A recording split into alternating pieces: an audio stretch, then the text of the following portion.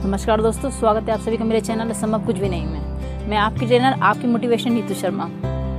दोस्तों, आज मैं आपसे बात करने आई हूँ एक बहुत ही ज़रूरी विषय पर। एक ऐसा सब्जेक्ट लेकर आई हूँ आपके लिए जो हम सबकी ज़िंदगी के लिए बेहद ज़रूरी है। और कहीं ना कहीं वो शब्द हमारी ज़िंदगी से जुड़ने के बाद दीमक की तरह हमारी ज़िंदगी को खा जाता है, और वो शब्द है डिप्रेशन। जी हाँ फ्रेंड्स, डिप्रेशन एक ऐसा शब्द है जो देखने में, सुनने में बहुत अच्छा लगता है और हम सभी इसका यूज़ भी बहुत आसानी से कर लेते हैं। लेकिन इसके क्या परिणाम है, ये हमारी ज़िंदगी को किस तरह अजगर की तरह निगलता जा रहा है, ये किसी को भी नहीं दिखाई दे रहा। ये इतना आसान शब्द जो देखने में लगता है, जो सुनने में बहुत अच्छा लगता है, ये इतना आसान नहीं है।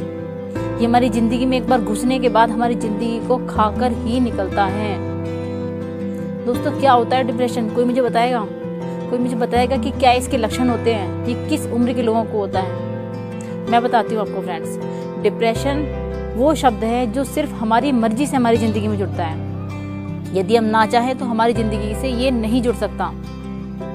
यकीन मानिए दोस्तों, आप इस चीज़ को कभी बैठ के सोचिएगा कि डिप्रेशन सिर्फ उन्हें ही क्यों होता है जो इसके बारे में जानते हैं। ये उन्हें क्यों नहीं होता जिन्हें इसका नाम भी नहीं पता। और ये सच है।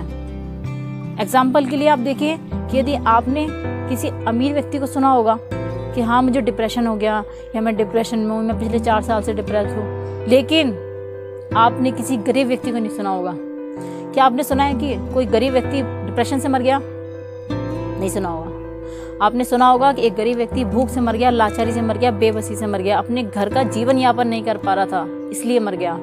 लेकिन आपने ये नहीं सुना होगा कि एक गरीब व्यक्ति डिप्रेशन से मर गया जबकि उसके पास तो खाने की 2 वक्त की रोटी भी नहीं होती।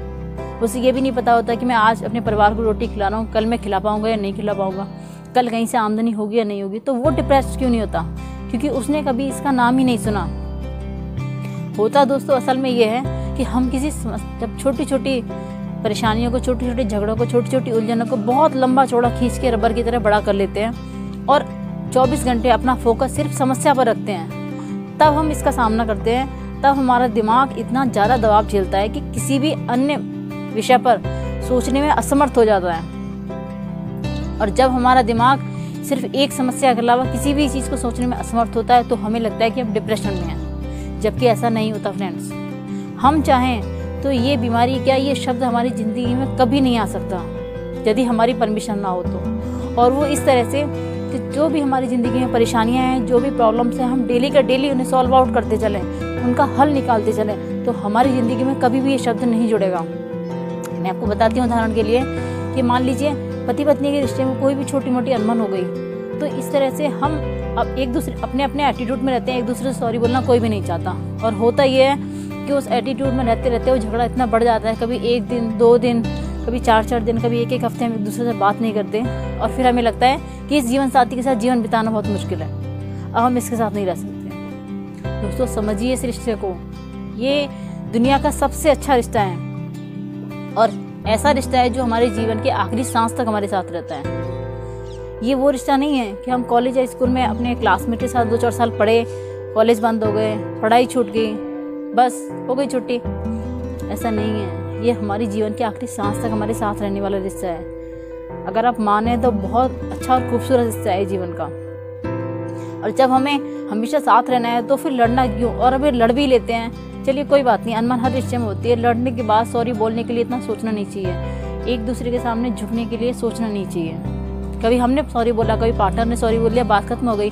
लेकिन यदि हम किसी भी छोटे मोटे नोकझोंक को, छोटे मोटे झगड़े को यदि हम लंबा रबड़ की तरह खींचते जाएंगे 1 दिन, 2 दिन, 4 दिन, तो उस रिश्ते में कड़वाहट आती है और फिर वो हमारे दिमाग में इतना टेंशन क्रिएट कर देता है, क्योंकि हमें रहना उसी के साथ होता है। और टेंशन जब हमारा दिमाग बहुत ज़्यादा झेलता है तो एक लिमिट के बाद दिमाग टेंशन को तो गिव अप करता ही है, बाकी और भी जो चीज़ हमारे माइंड में होती है उन्हें भी गिव अप कर देता है और हमें लगता है कि हम डिप्रेशन में जा रहे हैं। अरे हम उस रिश्ते को डिप्रेशन तक पहुँचाएं क्यों उस रिश्ते को उस कगार तक पहुँचाएं हम? यदि हम चाहें तो कोई भी नोकझोंक, कुछ भी अनबन, चाहे किसी भी बात को लेके हुई हो, उसे साथ के साथ सुलझाना चाहिए। डेली की बातें डेली खत्म करें और अपनी ज़िंदगी एंजॉय करें। अपनी ज़िंदगी हर रोज़ नए सिरे से जिए। मान लीजिए एक ऑफिस का एग्जांपल लेते हैं हम कि ऑफिस में यदि बॉस हमसे किसी चीज़ के लिए डांट देते हैं, कुछ गुस्से में बोल देते हैं, तो हमें लगता है हमारी इंसल्ट हो गई और हम उस चीज़ को पर्सनली ले लेते हैं। जबकि हम ये नहीं सोचते कि बॉस ने हमें क्यों डांटा, हमारी क्या गलती थी। हमें सोचना चाहिए कि हमारी अगली बार से ऐसी मिस्टेक नहीं होगी कि बॉस हमें डांटेंगे। बॉस को हम कोई भी कमी नहीं ढूंढने देंगे अपने आप में। जबकि हम उस चीज़ को पर्सनली लेते हैं और हमें लगता है कि यार बॉस ने हमें डांट दिया, और ये चीज़ यदि 2-3 बार लगातार होगी तो हमें लगता है कि अब ये कंपनी चेंज करनी है, अब ये बॉस चेंज करना है, अब हमें यहाँ से कहीं और ऐसी अच्छी जगह जाना है जहाँ हमारा डेजिग्नेशन भी अच्छा हो, प्रोफाइल अच्छा हो हमारा, जहाँ हमारा सैलरी पैकेज भी इससे अच्छा हो और कंपनी भी हमारे कोई नियर बाई में हो। और जब वो नहीं मिलती तो हम लगातार लगे रहते हैं ढूंढने में, हमारा माइंड परेशान रहता है कि हमें कोई नई जॉब देखनी है, कोई नई जॉब देखनी है, कोई नई जॉब देखनी है। क्यों देखनी है नई जॉब? नई जॉब क्यों देखनी है? इसलिए कि बॉस ने डांट दिया था, इसलिए कि हमने उस बात को पर्सनली ले लिया। अरे अपनी कमी दूर कीजिए, अपने दिमाग पर प्रेशर मत डालिए नई जॉब के लिए। यदि आपकी एक जॉब अच्छी खासी चल रही है तो आप उस चीज़ को अपने व्यवहार पे देखिए। आप देखिए कि आपके व्यवहार में क्या कमी है, आपके वर्क में क्या कमी है, ना कि उस चीज़ को पर्सनली लीजिए, उस बात को वहीं ख़त्म कीजिए। आपके माइंड में टेंशन क्रिएट होगी नहीं, और जब अपने माइंड में टेंशन क्रिएट कर लेंगे तो आप घर में बताते नहीं हैं कि आपको क्या प्रॉब्लम है, आप किसी नई जॉब की तलाश में हैं, आपको बॉस का एटीट्यूड समझ में नहीं आ रहा है, और उस चीज़ को दिमाग पे जब बहुत ज़्यादा आप लेते रहते हैं तो आपका दिमाग थक जाता है, गिव अप कर देता है उस चीज़ से। तो अपने दिमाग में ऐसे टेंशन क्रिएट क्यों होने देते हैं आप? यदि बिजनेस में कोई लॉस हो गया है तो आप उस लॉस से उभरने के लिए ढूंढिए रास्ते, ना कि ये देखिए, ना कि ये सोचिए 24 घंटे कि वो लॉस हो गया, लॉस हो गया, लॉस हो गया। अरे समस्या कोई एक बार कहो या 100 बार कहो, समस्या वही खड़ी दिखेगी। लेकिन यदि आपने 1 मिनट के लिए भी हट के समस्या से, यदि उसके समाधान के ऊपर फोकस किया, यदि आपने देखा कि जो हो गया हो गया, अब मुझे इससे उभरना कैसे, अब मुझे इस दलदल से बाहर कैसे निकलना है, तब आप उस दलदल से बाहर निकल पाएंगे। जब आप किसी एक कमरे में बंद हो गए और वहाँ बाहर से लॉक लगा हुआ है, आप नहीं निकल सकते, आपको ऐसा लग रहा है कि आप यहाँ फंस चुके हैं, तो आप यदि गेट बजाते रहें उससे कुछ नहीं होगा। आप ये कहते रहें कि कोई खोल दो, कोई खोल दो, कोई खोल दो उस गेट को, वो गेट नहीं खुलने वाले इसे बोलने से। लेकिन ये पॉसिबल जरूर है यदि आप वहाँ से हटके 2 मिनट के लिए सोचें कि मैं इस रूम से बाहर कैसे निकल सकता हूँ, क्या इस कमरे में कोई खिड़की है, क्या इस कमरे की दीवार कहीं से तोड़ी जा सकती है, क्या इस कमरे में कोई ऐसा औजार है जिससे मुझे इस कमरे से बाहर निकलने में मदद लगे। तो यदि आप उसकी समस्या की जगह समाधान पर फोकस करेंगे तो आपको जरूर कोई ना कोई किरण दिखेगी। जब आप अपने दिमाग को ये सोचने में मजबूर करेंगे कि मुझे अब इस दलदल से बाहर निकलना है, मुझे अब इस कमरे से बाहर निकलना है और मैं कैसे निकल सकता हूँ, तब आपके दिमाग में कोई ना कोई समाधान की किरण जरूर दिखेगी। तो आप फोकस करते हैं समस्या पर, समाधान पर करते नहीं हैं फ्रेंड्स। और ये जो डिप्रेशन वर्ड है ये हम अपने घर में लाते हैं और ये हमारे घर में घुस जाता है, और फिर उसके बाद अजगर की तरह कितनी ज़िंदगियाँ निकल जाता है, आपको एहसास भी नहीं होता। आज के समय में लाखों करोड़ों ज़िंदगी अजगर खा चुका है। फिर भी ये डिप्रेशन शब्द जो देखने में इतना सुहावना लगता है, बहुत आसानी से हम बोल देते हैं कि डिप्रेशन, ये शब्द हमें यूज़ ही नहीं करना है।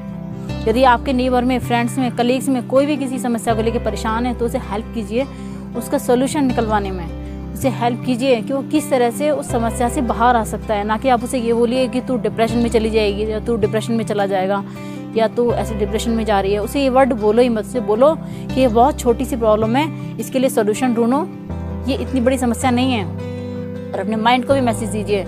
जब हम परेशान होते हैं, टेंशन में होते हैं, हमारे बच्चे किसी काम के लिए हमारे पास आते हैं, हम बोल देते हैं कि हम डिप्रेशन में बेटा, या हम डिप्रेशन में जा रहे हैं। उनसे मत बोलिए, उनसे से शब्दों का यूज़ मत कीजिए जिससे कि आपके बच्चे कल को उस वर्ड को यूज़ करें। फिर हमारे बच्चे जब किसी टेंशन से परेशान होते हैं, वो अपने स्कूल में अपनी पढ़ाई का लोड नहीं उठा पाते हैं, अपने टीचर्स का होमवर्क नहीं कर पाते प्रॉपर, टीचर्स की लगातार डांट खाते रहते हैं, उनका जो भी कोर्स है जब वो हैंडल नहीं करते उसे, तो उस कंडीशन में वो टेंस रहने लगते हैं। और जब हम उनसे कहते हैं कि क्या हुआ बेटा तुम चुप क्यों हो, वो कहते हैं कि मैं भी डिप्रेशन में हूँ। क्योंकि वो डिप्रेशन वर्ड उसने हमसे सुना कि जब मम्मी पापा डिप्रेशन में थे तो वो भी यही वर्ड यूज़ कर रहे थे, तो उसने भी वो वर्ड यूज़ किया। तो ये शब्द अपने घर में मत लीजिए, इस शब्द का प्रयोग भी मत कीजिए। यदि कोई समस्या है तो उसके समाधान पर फोकस कीजिए, सोचिए कि इससे बाहर कैसे निकल सकते हैं, ना कि ये कि हमें ये प्रॉब्लम है। सबकी सिंपैथी समेटने में मत लगिए, सिंपैथी से कुछ नहीं मिलेगा। उस समस्या का समाधान सोचिए। यदि घर में आपसे कहता है कि यार इतनी बड़ी प्रॉब्लम हो गई, कोई बात नहीं, ऐसी प्रॉब्लम ज़िंदगी में आती रहती है, आप सबको ये बोलिए और अपने माइंड को भी ये मैसेज दीजिए, क्योंकि माइंड वो वर्क करता है जो आप मैसेज देते हैं।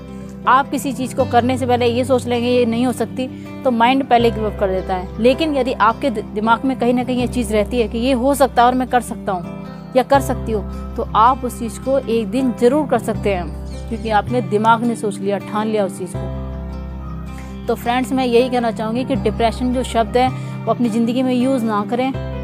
यदि माँ बाप कुछ कह देते हैं तो उनकी बात को दिल से ना लगाएं। यदि सास ससुर ने कुछ कह दिया तो उसकी बात को बुरा ना माने, बल्कि आपको कोई बात अच्छी लगती है तो सुन लीजिए, एक्सेप्ट कीजिए।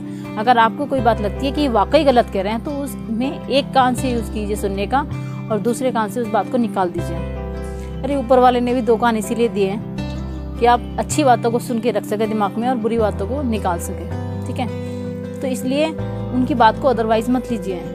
जरा से किसी बड़े ने डांट दिया तो ये मत सोचिए कि अब हमें इनसे सेपरेट होना है, हमें इनसे अलग रहना है, या हमें अपनी ज़िंदगी खुद स्टैंड करनी है। ऐसा नहीं है। वो कभी भी किसी भी कंडीशन में हमारे बड़े, हमारे परिवारजन हमारा बुरा नहीं चाहते, वो सिर्फ हमें अपनी तरह से गाइड करना चाहते हैं। और यदि आपको लगता है कि उनकी गाइडेंस सही है तो फॉलो कीजिए, नहीं सही है तो चुप रहिए। मगर उस बात को टेंशन बना के क्रिएट मत कीजिए अपने माइंड में। आप ये मत सोचिए कि इन्होंने कह दिया तो क्यों कह दिया और हमसे क्यों कह दिया, अब हम इनकी नहीं सुनेंगे। इस तरीके की सोच मत रखिए। आप ये सोचिए कि उनका काम है बोलना और मेरा काम है सुनना। देखिए, आपको किसी चीज़ की टेंशन होगी नहीं। किसी भी चीज़ को यदि आप सोच लेंगे कि साथ के साथ सॉल्व करके चलना है, किसी भी झगड़े को लंबा नहीं खींचना, किसी अनमन को लंबा नहीं खींचना, अपने दिमाग पे बिना वजह कोई प्रेशर नहीं डालना है, तो आपका दिमाग उन सब दबावों से बचा रहेगा जो आपको इस शब्द की तरफ ले जाते हैं। यदि आपको फ्रेंड्स इस शब्द से बचना है तो प्लीज़ अपनी किसी भी प्रॉब्लम को सॉल्व करने की कोशिश कीजिए, उसकी प्रॉब्लम पर फोकस मत कीजिए। जो भी आपके नियर डियर में है, जो भी आपके नेबर में है, कलीग्स में है, फ्रेंड्स में, और किसी को भी ऐसी प्रॉब्लम है तो प्लीज़ उससे वीडियो शेयर कीजिए, ज़्यादा से ज़्यादा शेयर कीजिए। हो सकता है किसी को अपनी ज़िंदगी बचाने में इसमें मदद मिले। फ्रेंड्स, इस वीडियो को लाइक और सब्सक्राइब करना बिल्कुल मत भूलिएगा। मैं जल्दी मिलूंगी आपसे अपनी नेक्स्ट और बेस्ट वीडियो के साथ। तब तक के लिए नमस्कार।